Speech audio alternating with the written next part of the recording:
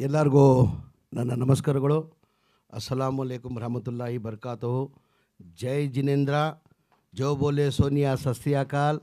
Buddhist Swamiji ಬೇಟೆವೆ ಎಲ್ಲ ವೇದಿಕೆ ಮೇಲೆ ಆಸೀನಿರುವ ನಮ್ಮ ಕ್ರಿಶ್ಚಿಯನ್ ಸಮಾಜ ಗುರುಗಳಾದಂಥ ಪೀಟರ್ ಮಚಾಡೋ ಸಾಹೇಬ್ರೆ, ಇನ್ನೊಬ್ಬರು ನಮ್ಮ ಬುದ್ಧಿಸ್ಟ್ ಸಮಾಜ ಸ್ವಾಮೀಜಿಗಳೇ, ನಮ್ಮ ಜೈನ್ ಸಮಾಜ ಸ್ವಾಮೀಜಿಗಳೇ, ನನ್ನ ಆತ್ಮೀಯರು ರಾಜ್ಯಸಭಾ ಸದಸ್ಯರಾದಂಥ ಲೆಹರ್ ಸಿಂಗ್ ಅವರೇ, ನಮ್ಮ ಪಕ್ಷದ ಮುಖಂಡರು CM ಪೊಲಿಟಿಕಲ್ ಸೆಕ್ರೆಟರಿ ಆದಂಥ ನನ್ನ ಆತ್ಮೀಯ ಆದಂಥ ನಮ್ಮ ಮುಖಂಡರು ಆದಂಥ ನಸೀರ್ ಅಹಮದ್ ಸಾಹೇಬ್ರೆ, ನಮ್ಮ ಗುರುಗಳು ಆದಂಥ ಝೈನುಲ್ಲಾ ಬಿನ್ ಅವರೇ, ನಮ್ಮ ಸರ್ದಾರ್ಜಿ ಗುರುಗಳು, ವೇದಿಕೆ ಮೇಲೆ ಆಸೀನಿರುವ ಎಲ್ಲ ಮುಖಂಡರೇ, ಇಲ್ಲಿದ್ದಂಥ ಎಲ್ಲ ಆತ್ಮೀಯರೇ, ಇವತ್ತು ಭಾಳ ಸಂತೋಷ ಖುಷಿಯನ್ನು ತಂದಿದೆ.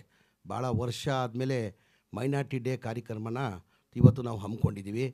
2013ರಲ್ಲಿ ಮಾನ್ಯ ಸಿದ್ದರಾಮಯ್ಯ ಅವರು ಮುಖ್ಯಮಂತ್ರಿ, ಹಿಂದಿನ ಸರ್ಕಾರದಲ್ಲಿ ಸಿದ್ದರಾಮಯ್ಯ ಅವರು ಮುಖ್ಯಮಂತ್ರಿ ಇರುವಾಗ ಈ ಮೈನಾರಿಟಿ ರೈಸ್ ಡೇ ಕಾರ್ಯಕ್ರಮ ಮಾಡಬೇಕಂತ ಹೇಳ್ಬಿಟ್ಟು 2013ರಲ್ಲಿ ನಿಗದಿಯಾಗಿದ್ದು. ಅದಾದಮೇಲೆ ಕಂಟಿನ್ಯೂ ಮಾಡ್ಕೊಂಡು ಬಂದರು. 2018 ನಾನು ಮಂತ್ರಿ ಆಗಿದೆ.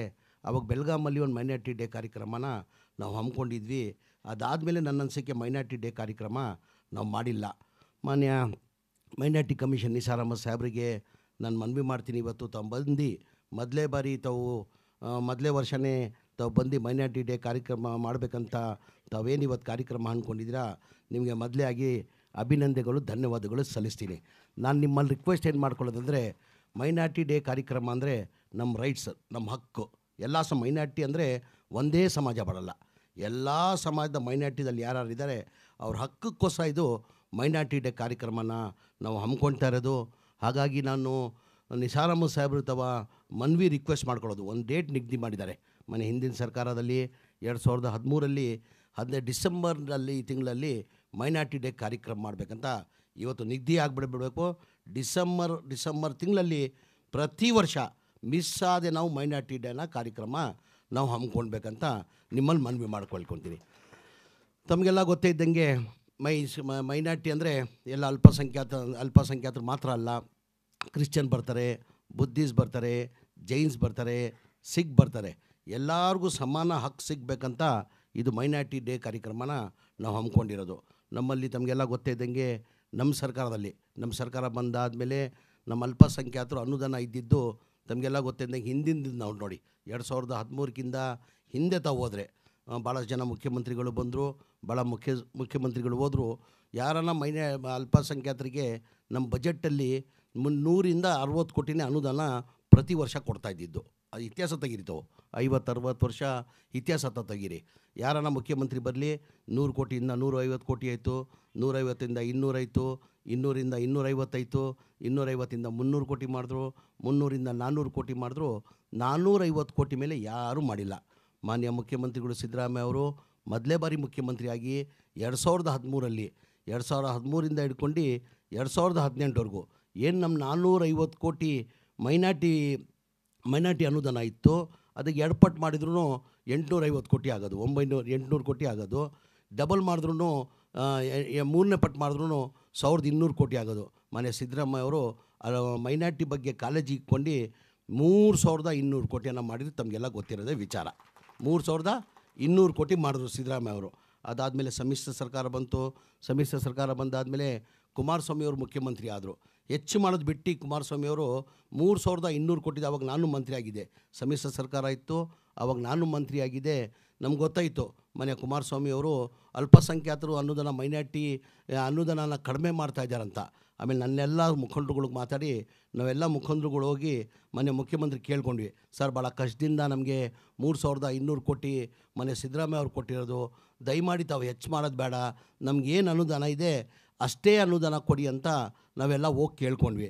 ಇಲ್ಲ ನಾನು ಬಜೆಟಲ್ಲಿ ಕಡಿಮೆ ಮಾಡಲ್ಲ ಅಂತ ಹೇಳ್ಬಿಟ್ಟು ಬಜೆಟ್ ಪ್ರೆಸೆಂಟ್ ಮಾಡುವಾಗ ಅನುದಾನನ ಕಡಿಮೆ ಮಾಡಿ 1800 ಕೋಟಿಗೆ ತೊಗೊಂಬಂದು ಇಟ್ಟಿದ್ರು. ಅಂದರೆ 1350 ಕೋಟಿ ಕಡಿಮೆ ಮಾಡಿದ್ರು. ಅದಾದಮೇಲೆ ತಮಗೆಲ್ಲ ಗೊತ್ತೇ ಇದ್ದಂಗೆ BJP ಸರ್ಕಾರ ಬಂತು. 4 ವರ್ಷ BJP ಸರ್ಕಾರ. ಲೆಹರ್ ಸಿಂಗ್ ಸಾಹೇಬರು ಮಾತಾಡಿದ್ರು, ನಾನು ಭಾಳ ಹತ್ರದಲ್ಲಿ ಲೆಹರ್ ಸಿಂಗ್ ಸಾಹೇಬ್ರಿಗೆ ನೋಡಿದ್ದೀನಿ. ಸೆಕ್ಯುಲರ್ ಅಂದರೆ right person in wrong party, ಅಷ್ಟು ಸೆಕ್ಯುಲರಿಸಮ್ ಲೆಹರ್ ಸಿಂಗ್ ಸಾಹೇಬ್ರಿಗೆ ನಾನು ಭಾಳ ಹತ್ರದಲ್ಲಿ ನೋಡಿದ್ದೀನಿ. ಲೆಹರ್ ಸಿಂಗ್ ಸಾಹೇಬ್ರಿಗೆ ಅವ್ರ ಧ್ವನಿ ಎತ್ತಬೇಕಾಗಿತ್ತು. ಏನಕ್ಕೆ ಧ್ವನಿ ಎತ್ತಿಲ್ಲ ಅಂದರೆ ಅವ್ರು ಧ್ವನಿ ಎತ್ತಕ್ಕೆ ಯಾರಿಗೂ ಕೊಡಲ್ಲ, ಅವ್ರಿಗೆ ಗೊತ್ತಿದೆ. ನಾನು ಹೇಳೋದೇ ಬೇಕಾಗಿಲ್ಲ. ಲೆಹರ್ ಸಿಂಗ್ ಸಾಹೇಬ್ರಿಗೆ ಏನು ಮಾಡಿದ್ರೂ ಧ್ವನಿ ಎತ್ತಕ್ಕೆ ಕೊಡಲ್ಲ. 1800 ಕೋಟಿ ಇದ್ದಿದ್ದು 4 ವರ್ಷ ಬಿ ಜೆ ಡಿಯಲ್ಲಿ 850 ಕೋಟಿಗೆ ತಂದಿಟ್ರು. ನಮ್ಮೆಲ್ಲ ಸ್ಕಾಲರ್ಶಿಪ್ಗಳು ತೆಗ್ದಾಕ್ಬಿಟ್ರು. ಆರ್ಚ್ ಬಿಷಪ್ ಸಾಹೇಬ್ರೆ ಎಲ್ಲ ಸ್ಕಾಲರ್ಶಿಪ್ಗಳು ತೆಗ್ದಾಕ್ಬಿಟ್ರು, ಎಲ್ಲ ತೆಗ್ದಾಕ್ಬಿಟ್ರು. 850 ಕೋಟಿ ಎಲ್ಲ ಸಮಾನತನೇ ಇರಬೇಕು. ಸಬ್ಕಾ ಸಾಥ್ ಸಬ್ಕಾ ವಿಕಾಸ್ ಅಂದರೆ ಏನು? ಸಬ್ಕಾ ಸಾಥ್ ಸಬ್ಕಾ ವಿಕಾಸ್ ಅಂದರೆ ಎಲ್ಲ ಸಮಾಜಕ್ಕೆ ಬರೀ ಬಾಯಿಂದ ಹೇಳ್ಬಾರ್ದು, ನಿಮ್ಮಂಗೆ ಮನಸ್ಸಿರಬೇಕು ಎಲ್ಲರಿಗೂ. ಸೆಕ್ಯುಲರಿಸಮ್ ಬೈ ಹಾರ್ಟ್ ನೀವೇನು ಕೆಲಸ ಮಾಡ್ತೀರಾ ಆ ಬೈ ಹಾರ್ಟಿಂದ ಬರಬೇಕು, ಹೃದಯದಿಂದ ಬರಬೇಕು. ಈಗ ನಾನು ಸುಮ್ಮನೆ ಜೋ ಬೋಲೆ ಸಸ್ಯಕಾಲ್ ಜೈ ಜಿನೇಂದ್ರ ಇಲ್ಲಿಂದ ಇಲ್ಲ, ನಾನು ಇಲ್ಲಿಂದ ಹೇಳೋದು. ನಾನು ಬೈ ಹಾರ್ಟಲ್ಲಿಂದ ಹೇಳ್ಬೇಕು, ನಾವು ಬೈ ಹಾರ್ಟಿಂದ ಹೇಳ್ಬೇಕಾಗಿರೋದು. ಹಾಗಾಗಿ 850 ಕೋಟಿ ತಂದಿಟ್ರು. ಅದ್ರ ಜೊತೆಯಲ್ಲಿ ನಮ್ಮ ನೋವು ತಂದಿದ್ದಿದೆ ಯಾಕಂದರೆ ನಮ್ಮ ಪ್ರಧಾನಮಂತ್ರಿ ಬಗ್ಗೆ ನಮ್ಗೆ ಭಾಳ ಹೆಮ್ಮೆ ಇತ್ತು. ಏನಕ್ಕಂದರೆ 2014 ಅವ್ರು ಪ್ರಧಾನಮಂತ್ರಿ ಆಗುವಾಗ ಇಡೀ ದೇಶದಲ್ಲಿ ಜನ ಏನು ತೀರ್ಮಾನ ಮಾಡಿದ್ರು, ಇಲ್ಲಪ್ಪ ಇವ್ರು ಭಾಳ ಕಷ್ಟದಿಂದ ಬಂದಿರೋದು, ಬಡತನ ಇವ್ರಿಗೆ ಗೊತ್ತಿದೆ, ರೈಲ್ವೆ ಸ್ಟೇಷನಲ್ಲಿ ಟೀ ಮಾಡೋರು, ಇವ್ರು ಪ್ರಧಾನಮಂತ್ರಿ ಆದರೆ ದೇಶಕ್ಕೆ ಒಳ್ಳೇದಾಗ್ತದೆ ಅಂತೇಳ್ಬಿಟ್ಟು ಭಾಳಷ್ಟು ಕಡೆ ಏನು ಮಾಡಿದ್ರು, ತೀರ್ಮಾನ ಮಾಡಿ 2014 ಪ್ರಧಾನಮಂತ್ರಿ ನರೇಂದ್ರ ಮೋದಿ ಅವರಾದರು. ಜನ ಇನ್ನು ನಿರೀಕ್ಷೆ ಇಟ್ಟು ಎಲ್ಲ ಸಮಾಜದವರು ಇನ್ಕ್ಲೂಡಿಂಗ್ ಮುಸಲ್ಮಾನವರು ಭಾಳ ಒಳ್ಳೆಯ ಪ್ರಧಾನಮಂತ್ರಿ ನಮ್ಮ ದೇಶಕ್ಕೆ ಸಿಕ್ಕಿದೆ ಅಂತ ಹೆಮ್ಮೆ ಪಟ್ಟರು. ಭಾಳ ನಿರೀಕ್ಷೆ ಇಕ್ಕಿಕೊಂಡಿದ್ದರು ಪ್ರಧಾನಮಂತ್ರಿಗಳು ಒಳ್ಳೆ ಕೆಲಸ ಮಾಡ್ತಾರಂತ. ನನಗೆಲ್ಲ ನೋವು ತಂದಿದೆ ಅಂದರೆ ಲೆಹರಿಂಗ್ ಸಾಹೇಬ್ರೆ, ಆವಾಗಿಂದಲ್ಲ, ಇಂದಿರಾ ಗಾಂಧಿ ಕಾಲದಿಂದನೂ ರಾಜೀವ್ ಗಾಂಧಿ ಕಾಲದಿಂದನೂ ಅಲ್ಪಸಂಖ್ಯಾತರಿಗೆ ಸ್ಕಾಲರ್ಶಿಪ್ ಕೊಡ್ತಾಯಿದ್ರು. 1ನೇ ತರಬೇತಿಯಿಂದ ಹಿಡ್ಕೊಂಡು 8ನೇ ತರಬೇತಿವರೆಗೂ ಸ್ಕಾಲರ್ಶಿಪ್ ಕೊಡ್ತಾಯಿದ್ರು. ಆ ಬಡವ್ರ ಮಕ್ಕಳಿಗೆ ಭಾಳ ದೊಡ್ಡದದು. ಒಂದು 2,500 7ನೇ ಸ್ಟ್ಯಾಂಡರ್ಡ್ವರೆಗೂ 8ನೇ ಕ್ಲಾಸ್ಗೆ 3,500 ಅನುದಾನ ಸ್ಕಾಲರ್ಶಿಪ್ಪನ್ನು ಕೊಟ್ಕೊಂಡು ಬರ್ತಾಯಿದ್ರು. ಯಾವಾಗ 50 ವರ್ಷದಿಂದ ಕೊಟ್ಕೊಂಡು ಬರ್ತಾಯಿರೋದು. 2003 ಆ ಸ್ಕಾಲರ್ಶಿಪ್ಪನ್ನು ರದ್ದು ಮಾಡಿದ್ರು. ಆ ಬಡವ್ರ ಮಕ್ಕಳು ಏನಾಗಬೇಕು? ಎಲ್ಲಿ ಮುಂದೆ ಬರೋಕ್ಕೆ ಬಡವ್ರ ಮಕ್ಕಳು ಸಾಧ್ಯ? ಯಾವ ರಾಜ್ಯದಲ್ಲೂ ಕೊಟ್ಟಿಲ್ಲ. ನಮ್ಮ ಸರ್ಕಾರ 2023 ನಮ್ಮ ಕಾಂಗ್ರೆಸ್ ಸರ್ಕಾರ ಬಂದಾದಮೇಲೆ, ಮೊನ್ನೆ ಸಿದ್ದರಾಮಯ್ಯ ಅವರು ಮುಖ್ಯಮಂತ್ರಿ ಆದಮೇಲೆ ಯಾವ ರಾಜ್ಯದಲ್ಲೂ ಈ ಸ್ಕಾಲರ್ಶಿಪ್ ಕೊಟ್ಟಿಲ್ಲ. ನಮ್ಮ ರಾಜ್ಯದಲ್ಲಿ ಅವ್ರು ಏನು ಕೇಂದ್ರ ಸರ್ಕಾರದಿಂದ ಆ ಸ್ಕಾಲರ್ಶಿಪ್ಪನ್ನು ನಿಲ್ಲಿಸಿದ್ವಿ, ಅದು ನಾವು ಜಾರಿ ಮಾಡಿದ್ವಿ. ನಾವು 1ನೇ ತರಬೇತಿಯಿಂದ ಹಿಡ್ಕೊಂಡು 8ನೇ ತರಬೇತಿ ಫಾರಿನ್ ಕಲಿತು ಭಾಳ ಸ್ಕೀಮ್ಗಳು ಕ್ಯಾನ್ಸಲ್ ಮಾಡಿದ್ರು. ನಾನು ನೋವಾಗ್ತದೆ. ಸಬ್ಕಾ ಸಾಥ್ ಸಬ್ಕಾ ವಿಕಾಸ್ ಅಂದರೆ ಎಲ್ಲರಿಗೂ ಸಮಾನ ಮಾಡಬೇಕು. ಇಲ್ಲ ಹೇಳೋದು ನಿಮಗಿಲ್ಲ, ನಾನು ಹೇಳ್ತಲ್ಲ, ನಿಮ್ಮಂಥ ಹೃದಯ ಎಲ್ಲರಿಗೂ ಬಂದುಬಿಟ್ರೆ ಅದು ಹೇಳಂಗೇ ಇಲ್ಲ. ಹಿಂದೂ ಮುಸ್ಲಿಮ್ನ ತಾರತಮ್ಯನೇ ಇರಲ್ಲ. ಏನಕ್ಕಂದರೆ ನೀವು ಬೈ ಹಾರ್ಟ್ ಮಾಡ್ತಾಯಿದ್ದೀರಾ ಸರ್ ಲೆಹರಿಂಗ್ ಸಾಹೇಬ್ರೆ. ಇವತ್ತಿಂದ ಅಲ್ಲ, ಭಾಳ ವರ್ಷದಿಂದ ನೋಡ್ತಾಯಿದ್ದೀನಿ. ಇದು ನನಗೆ ನೋವಾಗ್ತಾ ಇರೋದು. ಆ ಸ್ಕಾಲರ್ಶಿಪ್ಪನ್ನು ಎಲ್ಲ ನಿಂತ್ಕೊಂಡಿದ್ರು. ಈಗ ನಮ್ಮ ಮೈನಾರಿಟಿ ಕಮಿಷನ್ ಅಧ್ಯಕ್ಷರು ಎಲ್ಲ ಡಿಸ್ಪ್ಲೇ ಮಾಡ್ತಾಯಿದ್ರು. ಸರ್ವೆ ಮಾಡುವಾಗ ಯಾವ್ಯಾವ ಸಮಾಜದಲ್ಲಿ ಎಷ್ಟು ಪರ್ಸೆಂಟೇಜ್ ಎಜುಕೇಷನ್ ಇದೆ ಅಂತ ಡಿಸ್ಪ್ಲೇ ಮಾಡ್ತಾಯಿದ್ರು. ಅದ್ರಲ್ಲಿ 43% ಮುಸಲ್ಮಾನ್ ಸ್ಕೂಲ್ಗೆ ಹೋಗಲೇ ಇಲ್ಲ ಅಂತೆ. ಮುಸಲ್ಮಾನ ಅಲ್ಪಸಂಖ್ಯಾತರು ಭಾಳ. ಈ ನಡುವೆ ಇತ್ತೀಚೆಗೆ ಸ್ವಲ್ಪ ಏನಾಗಿದೆ, ಆಟೋ ಡ್ರೈವರ್ ಇರಲಿ, ಕೂಲಿ ಮಾರೋನಿರಲಿ, ಸಣ್ಣ ಪುಟ್ಟ ವ್ಯಾಪಾರ ಮಾರೋನಿರಲಿ, ನಾನು ಕಷ್ಟ ಅನುಭವಿಸ್ತಾ ಇರೋದು, ನನ್ನ ಮಕ್ಕಳು ಕಷ್ಟ ಅನುಭವಿಸ್ಬಾರ್ದು ಅಂತ ಹೇಳ್ಬಿಟ್ಟು ಎಜುಕೇಷನ್ ಬಗ್ಗೆ ಆದ್ಯತೆ ಕೊಡ್ತಾ ಇದ್ದಾರೆ. ಈಗ ತಾವು ನೋಡಿರ್ಬೋದು, ನಮ್ಮಲ್ಲಿ ಮೈನಾರಿಟಿದಲ್ಲೇ ಹೋದ ವರ್ಷ ಶ್ರೀರಾಮ ಸಾಹೇಬ್ರಿಗೆ ಗೊತ್ತಿದೆ, ಹೋದ ವರ್ಷ ನಮ್ಮ ಮೈನಾರಿಟಿ ಸ್ಟ್ರೆಂತ್ ಟೋಟಲ್ ಇದ್ದಿದ್ದು 1,02,000. ಈ ವರ್ಷ ಏನಾಗಿದೆ, 1 ಲಕ್ಷ ಹೆಚ್ಚಾಗಿದೆ. ಅಂದರೆ 2 ಲಕ್ಷ ಜಾಸ್ತಿ ಆಗಿದೆ. ಕಾರಣ ಏನಂದರೆ, ನಮ್ಮ ಸರ್ಕಾರ ಬಂದಾದಮೇಲೆ, ಮೊನ್ನೆ ಸಿದ್ದರಾಮಯ್ಯ ಅವರು ಮುಖ್ಯಮಂತ್ರಿ ಆದಮೇಲೆ ನಾವು ಏನು ಅಲ್ಪಸಂಖ್ಯಾತರು ಅನುದಾನ ಸಿಗ್ತಾಯಿದೆ. ಆರ್ಚ್ ಬಿಷಪ್ ಅವರೇ, ನಾವೆಲ್ಲ ಇದಕ್ಕೇ ಎಜುಕೇಷನ್ಗೋಸ್ಕರ ನಾವು ಖರ್ಚು ಮಾಡಿದೆ. 1900 ಹೋದ ವರ್ಷ ನಮಗೇನು ಅನುದಾನ ಇತ್ತು 3,200 ಕೋಟಿದಲ್ಲಿ 1,900 ಕೋಟಿ ಬಡೇ ನಾವು ಇದಕ್ಕಂತ ಎಜುಕೇಷನ್ಗಂತ ಇಟ್ಟಿದ್ದೀವಿ. ಎಜುಕೇಷನ್ ಕೊಡಬೇಕು. ಎಜುಕೇಷನ್ ಇಲ್ಲಾಂದರೆ ಏನೂ ಮಾಡೋಕ್ಕೆ ಸಾಧ್ಯ ಆಗಲ್ಲ ಅಂತ ತಮಗೆಲ್ಲ ಗೊತ್ತೇ ಇದ್ದಂಗೆ, ಹಿಂದಿನ ಸಿದ್ದರಾಮಯ್ಯ ಸರ್ಕಾರದಲ್ಲಿ ಸಿದ್ದರಾಮಯ್ಯ ಅವರು ಮುಖ್ಯಮಂತ್ರಿ ಇರುವಾಗ ಮೊರಾರ್ಜಿ ದೇಸಾಯಿ ರೆಸಿಡೆನ್ಸ್ ಸ್ಕೂಲ್ ಅಂತ ಆ ಟೈಮಲ್ಲಿ ಸ್ಯಾಂಕ್ಷನ್ ಮಾಡಿದರು. 50 ಸ್ಯಾಂಕ್ಷನ್ ಮಾಡಿದರು. ಯಾವಾಗ 2013 ಹಿಡ್ಕೊಂಡು 2018ವರೆಗೂ 50 ಮೊರಾರ್ಜಿ ದೇಸಾಯಿ ರೆಸಿಡೆನ್ಸ್ ಸ್ಕೂಲನ್ನು ಮಾಡಿದರು. ಅದಾದಮೇಲೆ ಸಮ್ಮಿಶ್ರ ಸರ್ಕಾರ ಬಂತು, BJP ಸರ್ಕಾರ ಬಂತು, ಒಂದೂ ಕೊಟ್ಟಿಲ್ಲ. ತಿರ್ಗಾ ನಮ್ಮ ಸರ್ಕಾರ ಬಂದಾದಮೇಲೆ ಸಿದ್ದರಾಮಯ್ಯ ಮೊದಲೇ ಬಜೆಟ್ ಕೊಟ್ಟರು. ಹಾಫ್ ಬಜೆಟಲ್ಲಿ 10 ಮೊರಾರ್ಜಿ ದೇಸಾಯಿ ರೆಸಿಡೆನ್ಸ್ ಸ್ಕೂಲ್ ಕೊಟ್ಟರು. ಮೊನ್ನೆ ಬಜೆಟಲ್ಲಿ ತಿರ್ಗಾ 50 ಮೊರಾರ್ಜಿ ದೇಸಾಯಿ ರೆಸಿಡೆನ್ಸ್ ಸ್ಕೂಲ್, ಮೌಲಾನಾ ಅಬ್ದುಲ್ ಕಲಾಂ ಆಜಾದ್ 100 ಸ್ಕೂಲನ್ನು ಕೊಟ್ಟರು. 100 ಸ್ಕೂಲನ್ನು ಸಿದ್ದರಾಮಯ್ಯವ್ರು ಕೊಟ್ಟರು. ನಮಗೆ ನಾವು ಕಾನ್ಸಂಟ್ರೇಟ್ ಮಾಡ್ತಾರೋದು, ನಾವಿರಲಿ, ಸೆಕ್ರೆಟ್ರಿ ಇರಲಿ, ಶ್ರೀರಾಮ ಸಾಹೇಬ್ರು ಇರಲಿ, ನಾವೆಲ್ಲ ಎಜುಕೇಷನಲ್ಲಿ ಮಕ್ಕಳು ಮುಂದೆ ಬರಬೇಕು, ಚೆನ್ನಾಗಿ ಓದಬೇಕಂತ ಹೇಳ್ಬಿಟ್ಟು ನಾವೆಲ್ಲ ಇದು ಕಾನ್ಸಂಟ್ರೇಟ್ ಮಾಡ್ತಾ ಇರೋದು. ಅದ್ರ ಜೊತೆಯಲ್ಲಿ ಜೈನ್ ಸಮಾಜ್ಗೆ ಯಾವತ್ತೂ ಬೋರ್ಡ್ ಇರಲಿಲ್ಲ. ಫಾದರ್ ಆರ್ಚ್ ಬಿಷಪ್ ಅವರು ಇಲ್ಲೇ ಕೂತಿದ್ದಾರೆ. ಏನಕ್ಕಂದರೆ ಅವ್ರಿಗೂ ಒಂದು ಸಮಾನ ಹಕ್ಕು ಸಿಗಬೇಕಂತ ಹೇಳ್ಬಿಟ್ಟು ನಾವೇನು ಮಾಡಿದ್ವಿ, ಮನೆ ಸಿದ್ದರಾಮಯ್ಯ ಅವರು ಓದ್ ಬಜೆಟಲ್ಲಿ ನಿಗದಿ ಮಾಡಿ ಒಂದು ಮೈನಾರಿಟಿ ಕಾರ್ಪೊರೇಷನ್ ಅವ್ರದ್ದೇ ಸಪ್ರೇಟ್ ಒಂದು ಬೋರ್ಡ್ ಆಗಬೇಕಂತ ಹೇಳ್ಬಿಟ್ಟು 200 ಕೋಟಿಯನ್ನು ಅನುದಾನವನ್ನು ಕೊಟ್ಟಿದ್ರಿ. ಈಗ ತಾವು ಹೆಸರು ಕೊಟ್ಟಿದ್ದೀರಾ, ಚೇರ್ಮನ್ ವೈಸ್ ಚೇರ್ಮನ್ ಮಾಡೋಕ್ಕೆ ತಾವು ಹೆಸರು ಕೊಟ್ಟಿದ್ದೀರಾ. ಈ ವರ್ಷವೂ ನಾವು ಮನೆ ಮುಖ್ಯಮಂತ್ರಿಗೆ ಹೋದ ವರ್ಷ ತಾವು ಕ್ರಿಶ್ಚಿಯನ್ ಬೋರ್ಡ್ ಮಾಡಿಬಿಟ್ಟು 200 ಕೋಟಿ ಕೊಟ್ಟಿದ್ರಿ. ಈ ಬಾರಿ ಕನಿಷ್ಠ 500 ಕೋಟಿ ಕೊಡಬೇಕಂತ ನಾವು ಬೇಡಿಕೆಯನ್ನು ಮನೆ ಮುಖ್ಯಮಂತ್ರಿಗೆ ನಾವು ಇಟ್ಟಿದ್ದೀವಿ. ಅದೇ ಥರ ನಮ್ಮ ಬುದ್ಧಿ ಸ್ವಾಮೀಜಿಗಳು ಕೇಳಿ ಇಲ್ಲೇ ಇದ್ದಾರೆ ಮುಂದೆ, ಅವ್ರಿಗೆ ನಾನೇ ಫೋನ್ ಮಾಡಿಬಿಟ್ಟು ಕರೆಸ್ಬಿಟ್ಟು ನಾನೇ ಹೋಗಿದ್ದೆ. ನಮ್ಮ ಇವರು ಇದ್ದಾನೆ, ಕ್ಯಾ ನಾಮ್ ತೆರಾ, ಜ್ಯೋತಿ ಸಾಬ್ ಹಮಾರ.